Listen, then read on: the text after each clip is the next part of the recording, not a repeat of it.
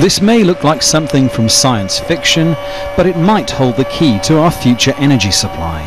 Researchers here are trying to replicate the light and heat of the sun using 149 lamps as big as cinema projectors. Central California, May 10th, 2017. Oh, what's that?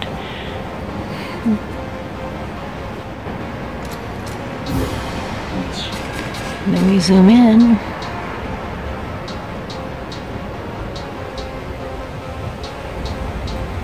There's the orb.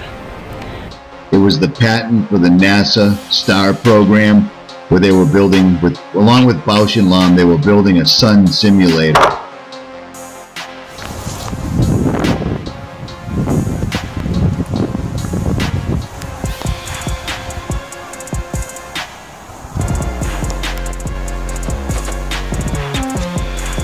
Which shows the fake sun. It shows the simulator, and I realized that there are sun simulators on the planet that they use to simulate the sun in underground bunkers, so forth and so on. Russian beacon satellites set up to light up the night sky. Artificial star would reflect sunlight to illuminate parts of the Earth. It will be launched from a Soyuz 2 rocket, and it's made of a reflective thin polymer film 20 times thinner than human hair. Like this right here is as good as it gets. You can tell the sun or a sun simulator is right there for the most part. You can see it, but it's totally you know, your view is obscured totally, so you cannot see it completely. Solar simulators. Here's one here at Google Patents. It goes back to 1960. The idea has been around for a long time, quite possibly even farther back than 1960. There's a diagram of a solar simulator patented back in April of 1966. Yeah, this is the same technology that we've been discussing. It's already being used. You see that hexagon refraction right now? Those are the hexagon refractions we're actually seeing in our atmosphere when we're taking images of the sun. And it's been captured by a lot of people from different locations all around the globe. NASA's patented fake sun. Patents from 1950s to 1960s. NASA and other contributors are deep into advanced technologies well beyond what they show us. Their rocket charade and all their programs are a front. There is much more going on than we can imagine. Some of these patents are decades old. Anti-gravity tech has been around since the late 1800s but well hidden from us. It's the pride of Professor Bernhard Hofschmidt. He showed me how it all works. And then I find other YouTube channels that are working on the exact same thing. And as you can see in this video, he's showing you the layout, the design of the solar simulator, which is right here.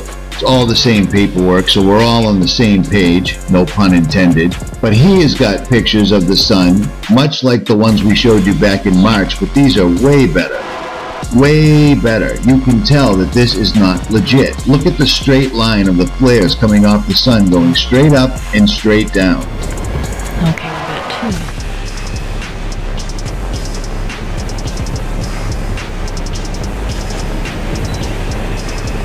There's, see that right there? Two orbs. I've been accused of this being a lens flare.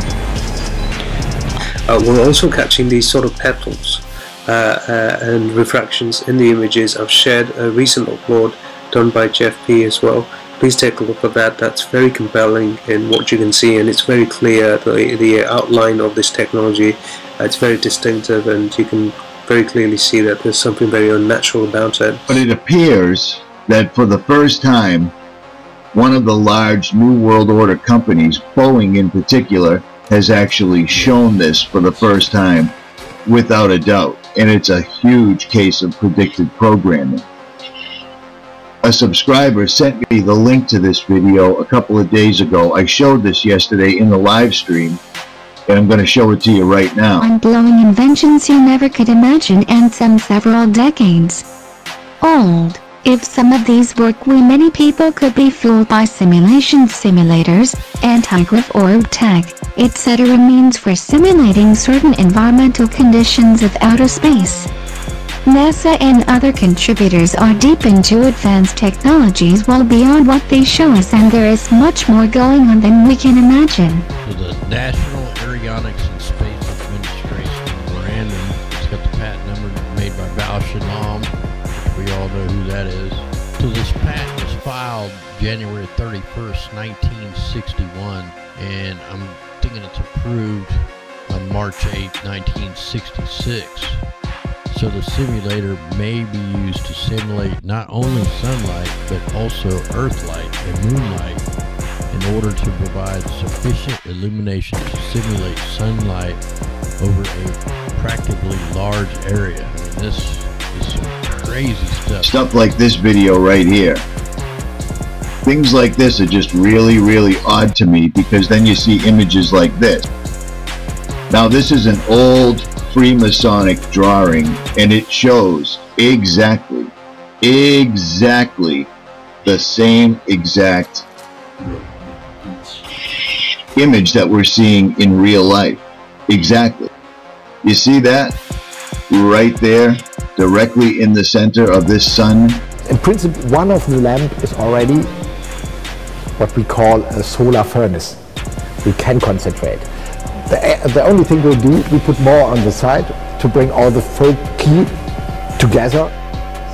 And when that's done, this is what can happen in a very short period of time.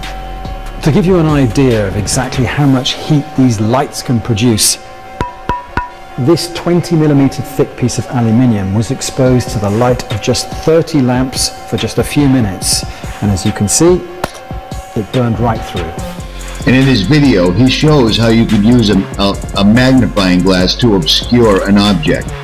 See that red ball? Well, with this shield in place, you can't see it at all. And I got a funny feeling that's exactly what they're doing. It explains an awful lot. You see the red ball? If you move the glass a certain way, you can't see it at all. And that's what they're doing to us right now. What appears to be a solar simulator. There you go. Perfect match. Looks like a honeycomb in the sky. There you have it. So yes, I'm totally on board, guys. It may well still take many years before the research being done in Jülich brings a tangible benefit. But here, they believe using light to generate heat to combat global warming is the way ahead. Dominic Kane, Al Jazeera, Jülich.